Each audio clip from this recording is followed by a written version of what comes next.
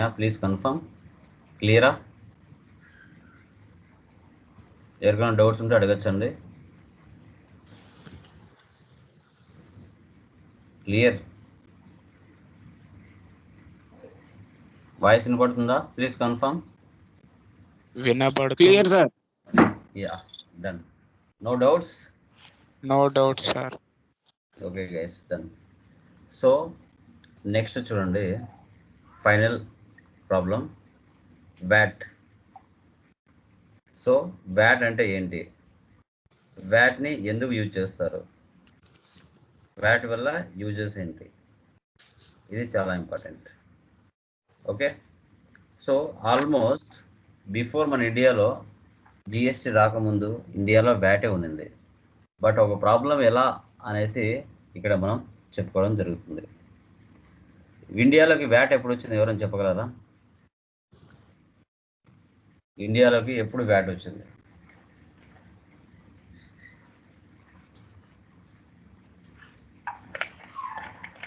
No idea? No idea sir.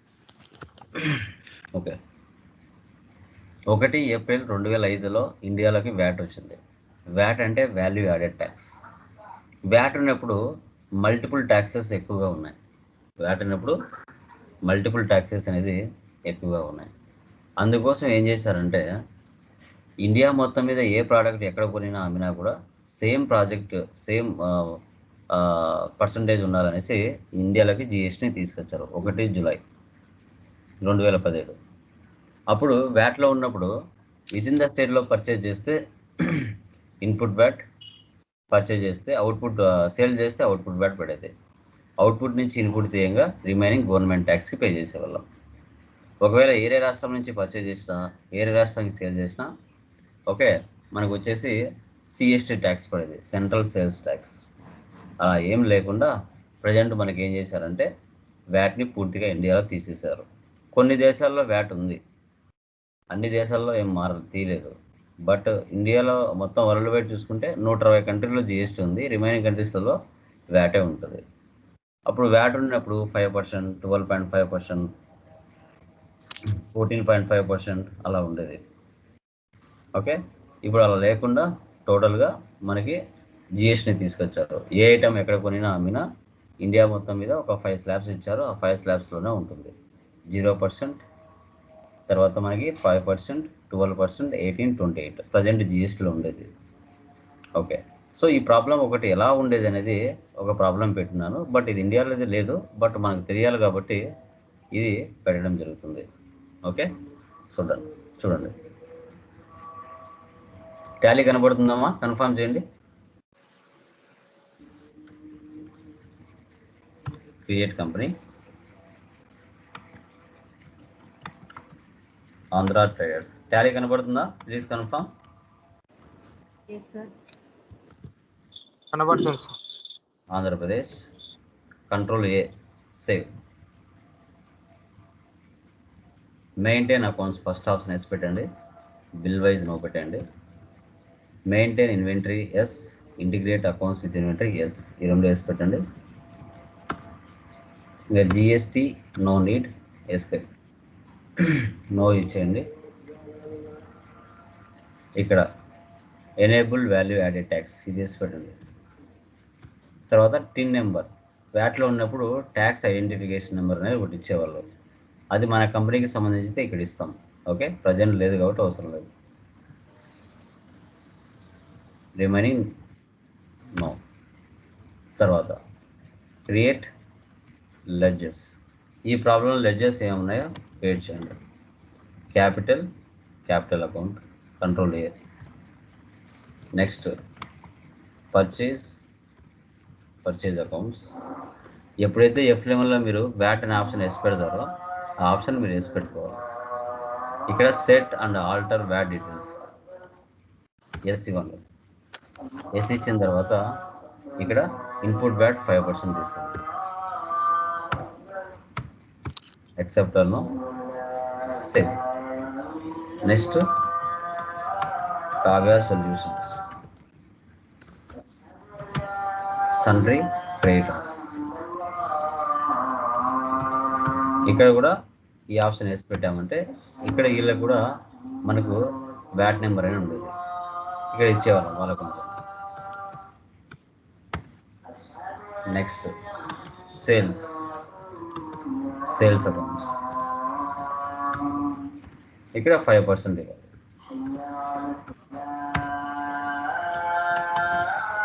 Komali merchants,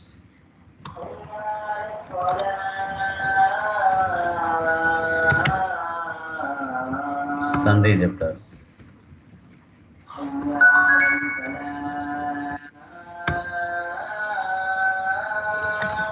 Balu private limited,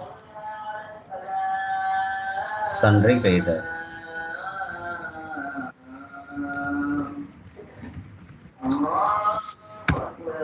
తర్వాత Khadar enterprises,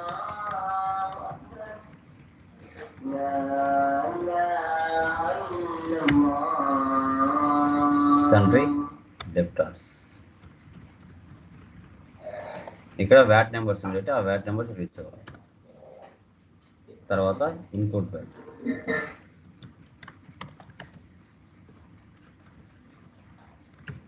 duties and taxes, VAT,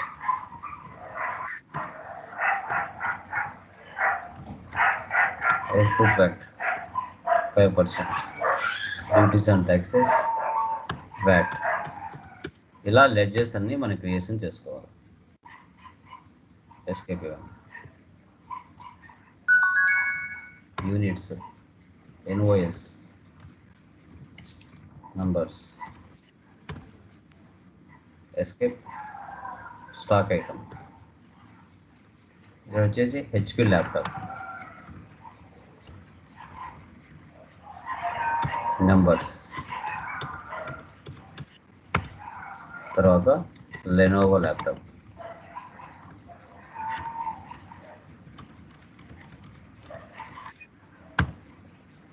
తర్వాత Vivo mobiles,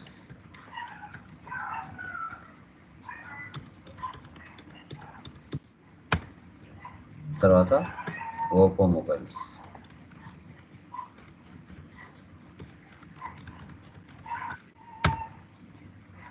okay.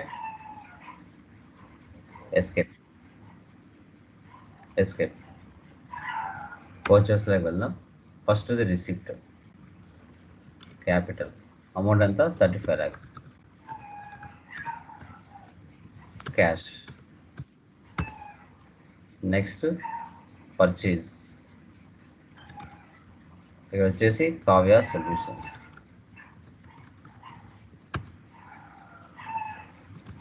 HP laptop 25,000,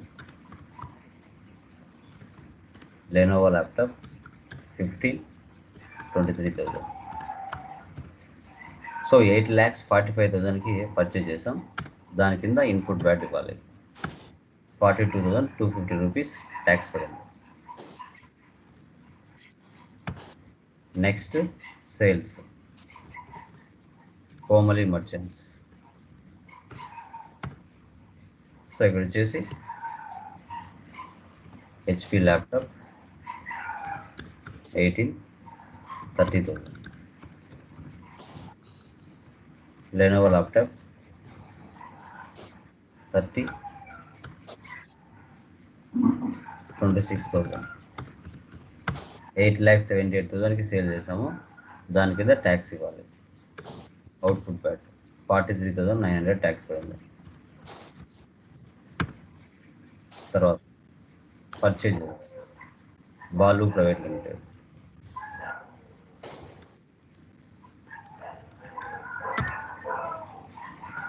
Vivo mobiles 32,500,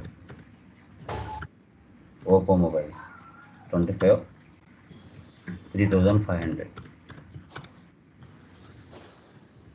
input VAT. Sales, Khadar enterprises, Vivo mobiles 22,800, Oppo mobiles 25,000, 3,900 output VAT. ఇలా మనం previous వ్యాట్లో ఉన్నప్పుడు ఇలా మనం enter చేసుకునే వాళ్ళం. Escape ఇవ్వండి. ఇంకా డే బుక్లో వెళ్తే మనం చేసిన ట్రాన్సాక్షన్స్ అన్ని ఇక్కడ ఉంటాయి. తర్వాత profit and loss, alt F1, expand. So net profit 1,45,000. So stock summary, configure, so goods in versus, so goods out versus. Inwards అంటే పర్చేజెస్, అవుట్వర్డ్స్ అంటే sales, remaining closing balance.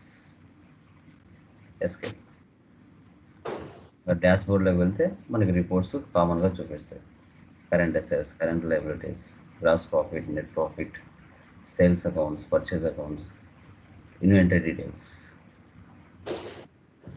Display more reports,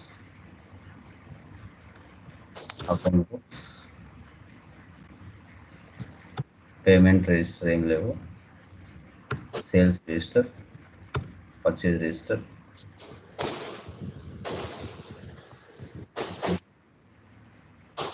okay.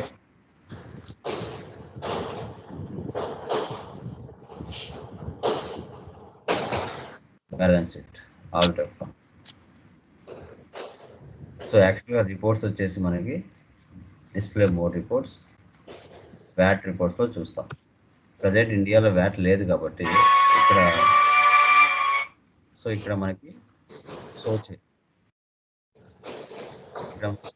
చేయదన్నమాట. ముందు మనకి before Tally ERP ప్రైన్ ఉన్నప్పుడు ఇక్కడ VAT show చేసేది. Present ఇక్కడ VAT అనేది show చేయదు. ఇలా అమ్మా ఈ విధంగా మనము లైక్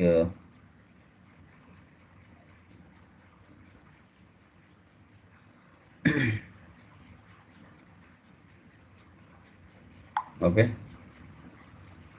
ఇలా షో చేసేది.